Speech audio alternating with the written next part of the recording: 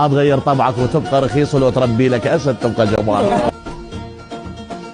بعد تداول عدد من الصفحات أخبار تتحدث عن هروب الشاعرة شهد الشمري إلى لبنان بالتزامن مع حملة الاعتقالات الأخيرة المتعلقة بملفات الفساد، خرجت شهد وردت لأول مرة على هالكلام وقالت: يخسون من شنو أهرب؟ كم فاشل وفاشلة يشوفون الحياة اللي أعيشها مجرد أحلام ما قدروا يوصلوا لها، وراح أبقى شوكة بعيونهم. والله يقدرني وأبقى أغث، لكن يبقى السؤال يتكرر بكل مرة: ليش دائما ينذكر اسم شهد الشمري بأي قضية تصير بالعراق، سواء كانت قضية فساد أو حتى قضايا المحتوى الهابط؟ صفط سوالف مراجل على الزغار، عظم ماكو بكيفك تحرك اللسان. ما تغير طبعك وتبقى رخيص، ولو تربي لك اسد تبقى جبان. عيونه عيونه شهر شنو هالمبالغ اللي تطلع يابو؟ شنو هالمبالغ اللي تطلع؟ هاي الفلوس المختلسه يابو، ارقام اخي ما دا اعرف.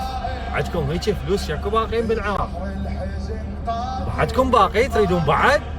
يعني هذا الماخذيه كلها هاي الفلوس المبالغ الماخذيها وتريدون بعد؟ شنو هاي؟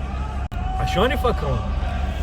الله وكيلكم انا $1000 تصير عندي يبين علي راسا، يقولون هذا عنده مبين عنده. شلون هاي هيك مبالغ هيك ارقام؟ مستحيل. ترى ارقام تدوخ مو حكي والله العظيم. يعني انا ما غثتني تدرون بس سالفه واحده، يعني هاي الفلوس طلعت من بيت فلانه، شفتوها؟ مبالغ كلش كبيره. شفت الحائط مال الغرفه ايش قد خايس ما مصبوغ؟ زين ليش؟ يعني انا اللي اعتبر نقطه لا شيء بالنسبه للي عندك، وصابغ اغلى صبغ من الجزيره، من ارقى انواع الصبغ، والحدث مطلوب عليه ترى على فكره. زين وانت هاي الفلوس كلها وما صابغه الحائط هيك خايس؟ شنو هاي؟ صدق كذب وضعيه هاي؟